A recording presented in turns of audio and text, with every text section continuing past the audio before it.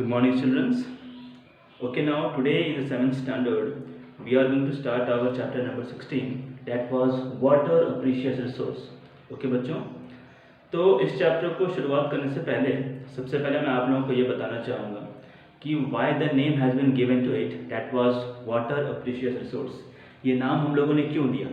Because see, chapter number 16, water a precious resource. Okay, what is the meaning of precious? Anyone?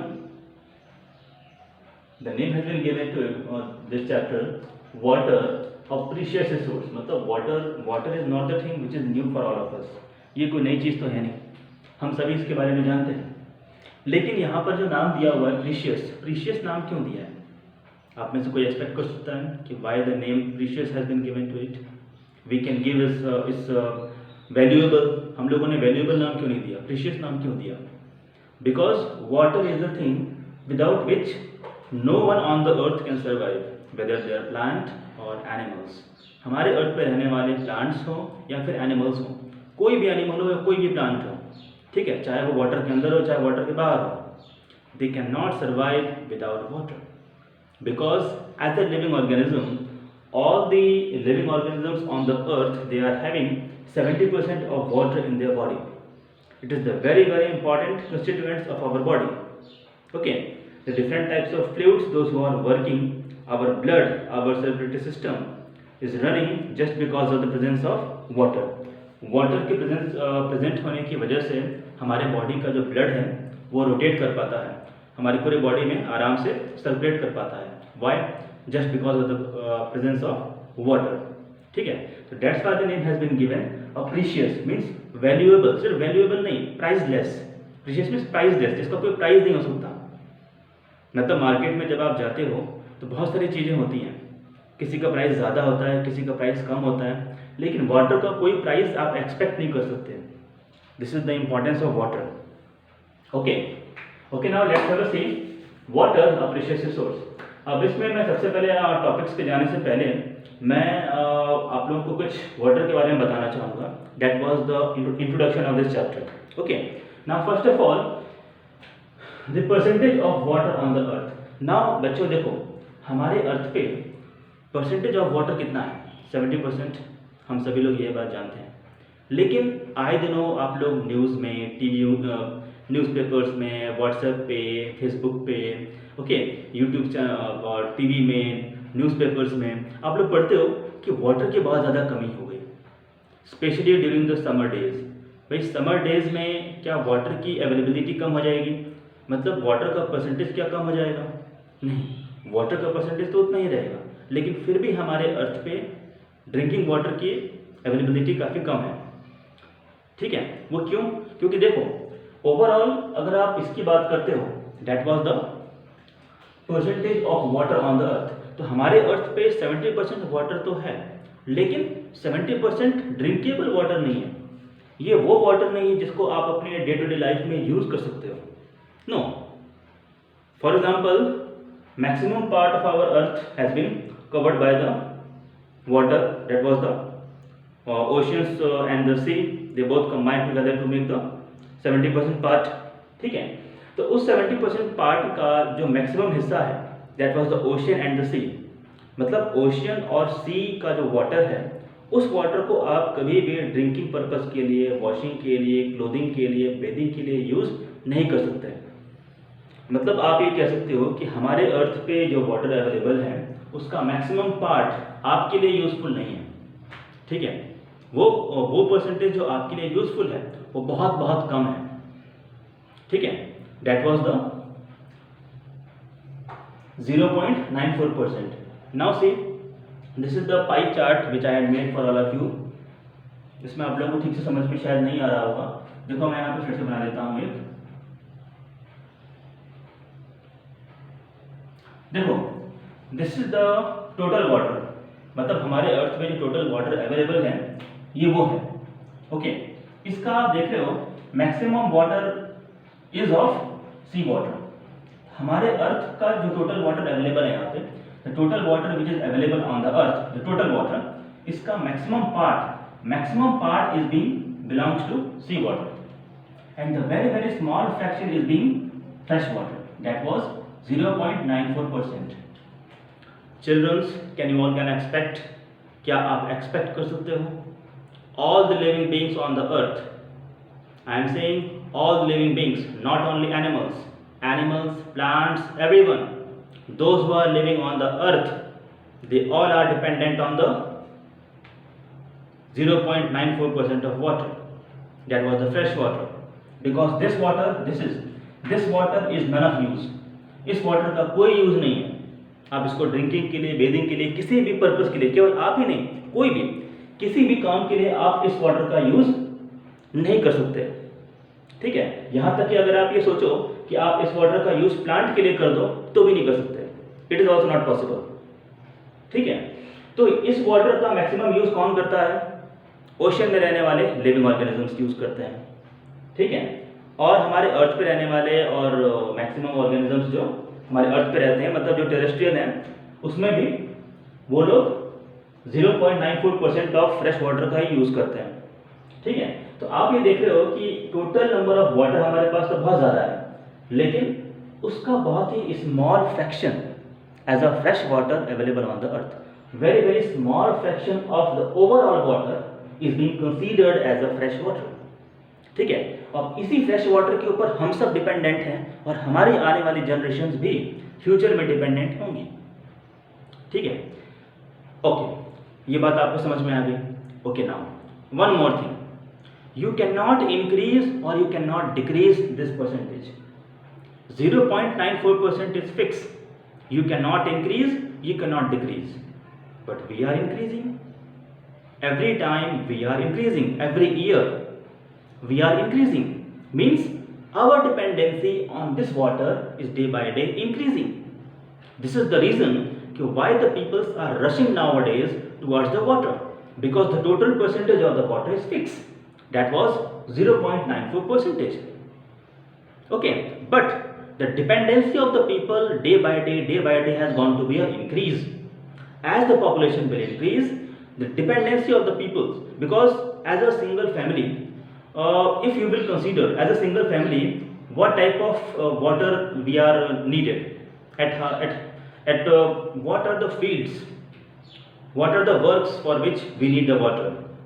As a family, if I will consider, first number, drinking, bathing, washing, okay, and for the cleaning.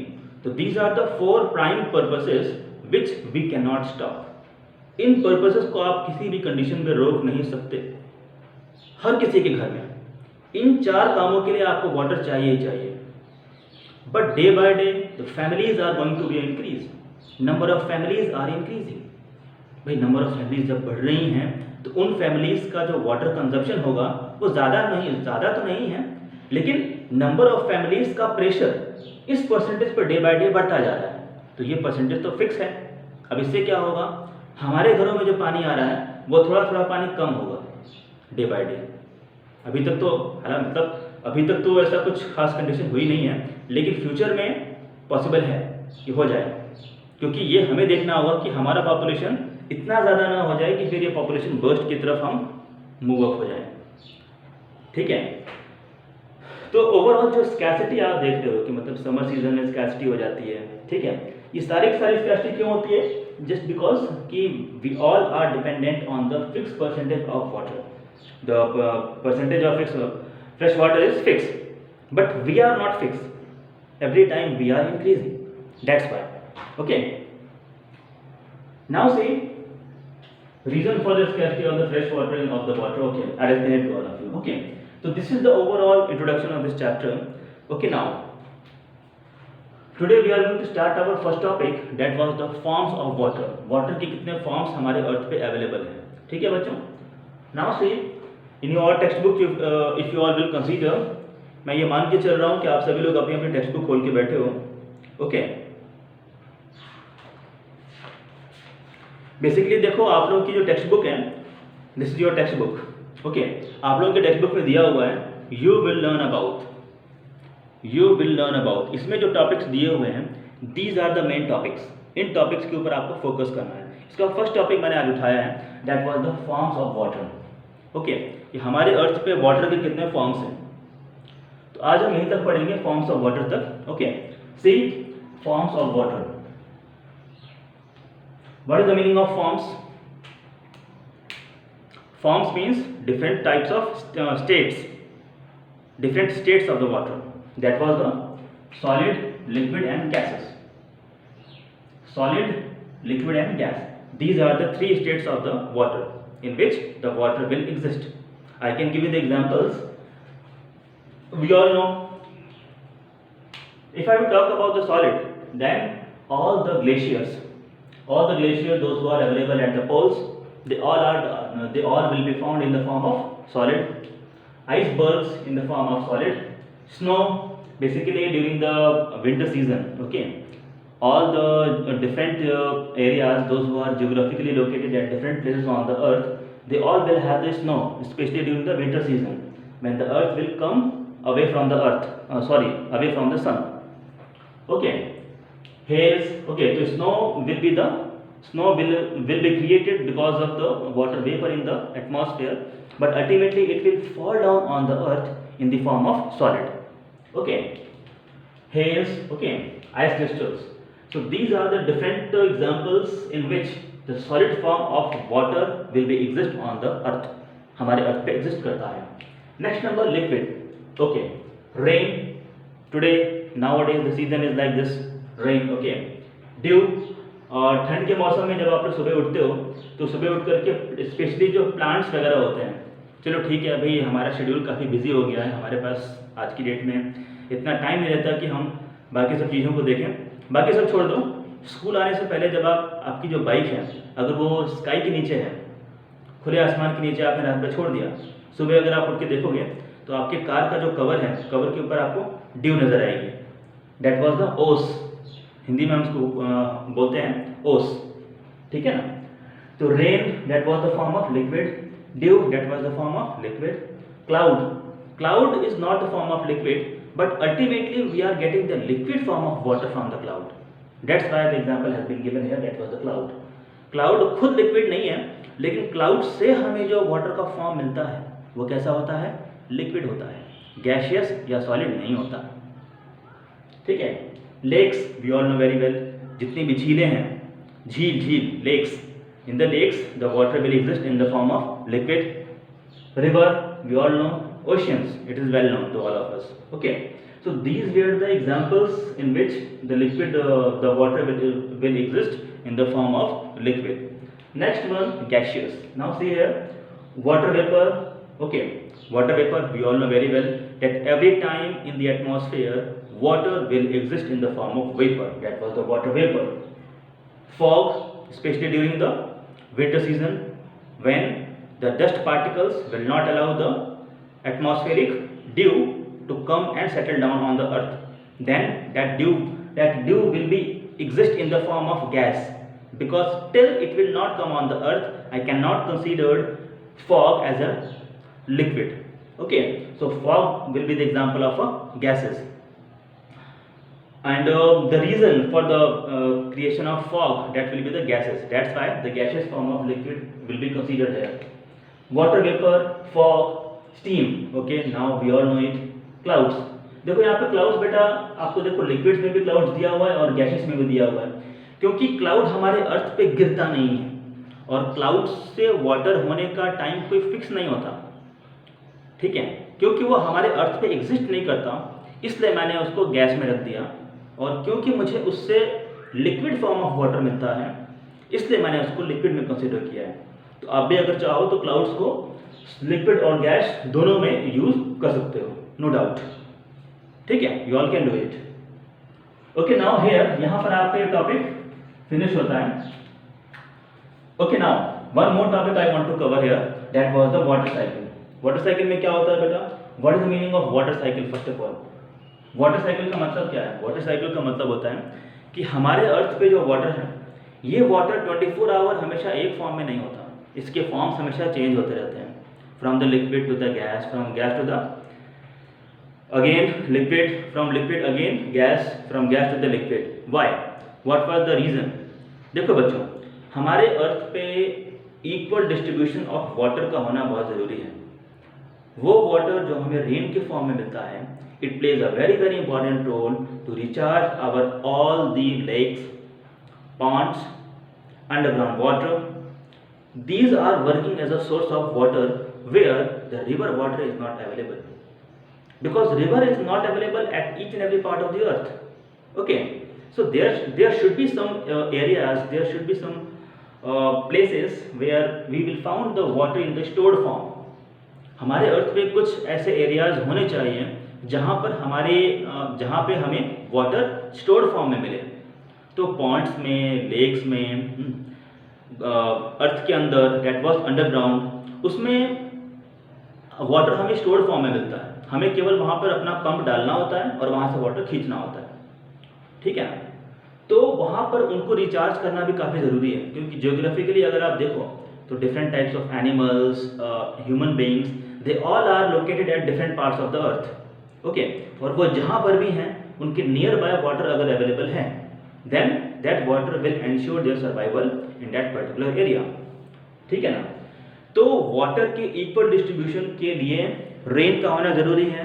Rain के लिए water का water vapour में convert होना ज़रूरी है, और water vapour में convert होने के लिए चेंजिंग ऑफ सीजन्स का होना ज़रूरी है।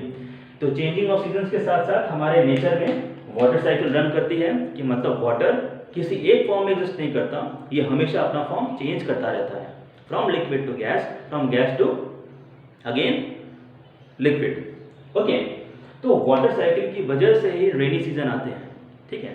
तो इस रेनी सीजन का यूज़ क्या है? देखो अभी मैं आपको पढ़ा रहा हूँ वाटर साइकिल। तो वाटर साइकिल किस तरह से ऑपरेट करता है, वाटर साइकिल को हम वाटर साइकिल क्यों कहते हैं, ये मैंने आपको बताया। Because the different states of the water will not be stable, they are not stable, they are always keep on changing. That's why the cycle has been gone to, that's why the cycle name has been given, and because all the different forms are continuously repeating itself, ये सारे के सारे forms अपने आप को repeat कर रहे हैं, ठीक है ना। तो साइकिल में जैसे आप साइकिल में जो पैडल होता है उसको बार बार घुमाते हो, in the same way water के डिफरेंट फॉर्म्स बार बार घूमते हैं, from liquid to gas, from gas to liquid, from liquid to gas, from gas to liquid, ठीक है। Now see here, first of all हमारे पास जो वाटर अवेलेबल है, ये देखो ये वाटर है हमारे पास अवेलेबल है, ठीक है। इस वाटर पे सनलाइट पड़ेगी तो क्या होगा, वाटर विल इवापोरेशन, ये हुआ। ये क्या है, हमारे अर्थ पे बहुत बड़े स्तर पे प्लांट्स भी हैं, प्लांट्स का भी एक बहुत मेजर रोल प्ले आप कह सकते हो कि वाटर साइकिल में होता है, क्योंकि बहुत बड़े स्तर पे वो लोग वाटर को इवापोरेट मतलब इवापोरेटेड फॉर्म ऑफ वाटर को एलिमिनेट करते हैं, बाहर निकालते हैं, ठीक है। तो ट्रांसपिरेशन प्रोसेस की वजह से काफ़ी बड़े अमाउंट में वाटर वेपर हमारे एटमॉस्फेयर में ऐड होता है। सनलाइट की वजह से बहुत बड़े स्तर पे वाटर वेपर हमारे एटमॉस्फेयर में ऐड होता है from the water which is available at the ocean, ponds, lakes, rivers etcetera. लेकिन मैक्सिमम इवापोरेशन कहाँ से होगा, ओशन से होगा। ओशन का वो वाटर जो हमारे लिए यूजफुल नहीं है, बिकॉज ऑफ चेंजिंग सीजन्स। जब समर का सीजन आता है तो समर की वजह से वहाँ का वो वाटर जो हमारे लिए यूजफुल है, केवल वो इवापोरेट होता है, ठीक है। क्योंकि आप ये बात जानते हो कि सॉल्ट और वाटर के मिक्सचर को जब आप हीट करोगे तो सॉल्ट इवापोरेट नहीं होगा, केवल वाटर ही इवापोरेट होगा। तो वहाँ से वाटर इवापोरेट होगा, और because of the wind patterns वो जो क्लाउड बनेगा, वो क्लाउड फिर हमारे अर्थ के डिफरेंट पार्ट्स में जाकर के बारिश करेंगे। तो rain water is one of the type of a gift which was being given by the nature to all of us, ठीक है। सी हियर, वाटर से इवापोरेशन हुआ और ट्रांसपिरेशन के थ्रू वाटर वेपर हमारे एटमॉस्फेयर में ऐड हुआ। Ultimately में आप इसको इवापोरेशन का पार्ट मान सकते हो, ठीक है। ट्रांसपिरेशन और सनलाइट की वजह से वाटर अल्टीमेटली में इवापोरेट हो गया, ठीक है। मतलब वाटर ने अपना स्टेट चेंज कर दिया। पहले इसका स्टेट क्या था, दैट वाज द लिक्विड। अब क्या हो गया, गैस। अब गैस होने के बाद क्या होगा, जब ये हमारी अर्थ सरफेस से ऊपर जाएगा तो अर्थ सरफेस से जो हीट रेडिएशंस आ रही थी अब वो इसको नहीं मिलेंगी, तो यहाँ पर क्या हो जाएगा, कंडेंसेशन। दिख रहा है आप लोग को, दिस इज द कंडेंसेशन। कोई बात नहीं, मेरा चेहरा आपको नजर नहीं आ रहा है, सो ओके फाइन, लेकिन मेरे हाथ को देखिए आप सभी लोग, दिस इज द कंडेंसेशन, ठीक है। कंडेंसेशन के बाद क्या होगा, वहां पर प्रेसिपिटेशन। प्रेसिपिटेशन की वजह से वो वाटर वो क्लाउड वापस से वाटर को नीचे गिरा देंगे। मतलब सबसे पहले यहाँ पर इवापोरेशन हुआ। इवापोरेशन होने का रीजन क्या था? That was the presence of sun, okay, and the transpiration also play a very big role to allow a very great amount of water vapour in the form of evaporation, ठीक है। तो transpiration की वजह से और sunlight की वजह से ओवरऑल यहाँ पर जो लिक्विड फॉर्म ऑफ वाटर था वो गैसियस फॉर्म में चेंज हो गया। गैसियस फॉर्म में चेंज होने के बाद यहाँ पर क्या बन गया? यहाँ पर क्लाउड बन गया। क्लाउड बनने के बाद देखो मैं लिख देता हूँ यहाँ पे, इवापोरेशन के बाद यहाँ पे कंडेंसेशन हुआ। इवापोरेशन हुआ, उसके बाद में कंडेंसेशन हुआ। कंडेंसेशन की वजह से देखो यहाँ पे क्या बन गया, देखो मैं लिख रहा हूँ यहाँ पे क्लाउड। यहाँ पर क्लाउड का फॉर्मेशन हो गया। कंडेंसेशन की वजह से यहाँ पे क्लाउड का फॉर्मेशन हो गया। और जब क्लाउड के अंदर प्रेसिपिटेशन हुआ तो प्रेसिपिटेशन की वजह से वो वाटर जो क्लाउड में लिक्विड फॉर्म एग्जिस्ट कर रहा था, अब वो वापस से हमारे अर्थ पे आ गया।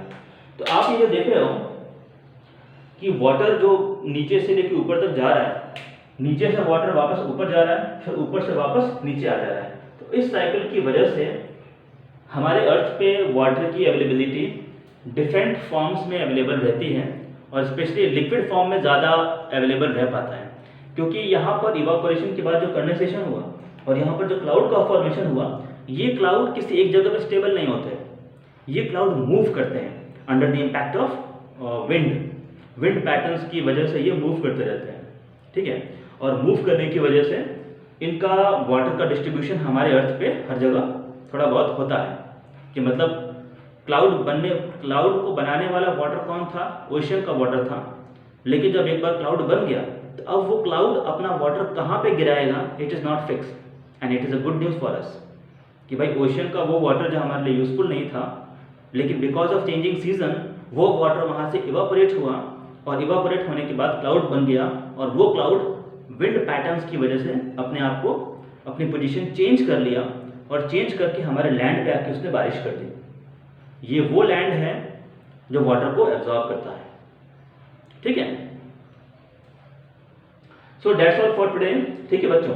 तो बेसिकली हम लोगों ने आज एक चैप्टर शुरू किया, that was the chapter number 16, water और प्रेशियस रिसोर्स। उसमें हम लोगों ने वाटर के बारे में जाना, टोटल परसेंटेज ऑफ वाटर हमारे अर्थ पे कितना है उसके बारे में हमने जाना, ठीक है। Why we are feeling the scarcity of water on the earth उसके बारे में हमने जाना। Percentage of fresh water available on the earth उसके बारे में हमने जाना। इसके बाद हमने फॉर्म्स ऑफ वाटर पढ़े कि हमारे अर्थ पे different forms of water available होते हैं। तो कितने फॉर्म्स अवेलेबल हैं? That was the solid, liquid and the gases, ठीक है। इसके अलावा वाटर साइकिल क्या होती है, वाटर साइकिल का इंपॉर्टेंस क्या होता है, वाटर साइकिल के थ्रू किस तरह से वाटर अपना डिफरेंट स्टेट्स चेंज करते हैं, इन सभी के बारे में हमने आज के लेक्चर में जाना। Okay, now in my next lecture, जो भी हमारा नेक्स्ट लेक्चर होगा कल, बहुत दूर तो नहीं है, कल ही है, ठीक है। तो कल हम पढ़ने वाले हैं हमारा topic that was the uses of water. भाई ये जो आप वाटर हमने देख लिया, वाटर के बारे में हमने काफ़ी कुछ समझ लिया, लेकिन अब हम ये पढ़ेंगे कि यूजेस ऑफ वाटर, वाटर का यूज़ क्या क्या होता है, ठीक है बच्चों। Okay, so that's all for today. Be at the home, be safe and be regular with your studies. Studies के साथ कोई समझौता नहीं। स्टडीज़ आपके वीडियोस आपसे जितना टाइम मांगते हैं उनको उतना टाइम दीजिए। ओके ओके बच्चों, best of luck. Okay, be at the home, be safe and be sound. Okay.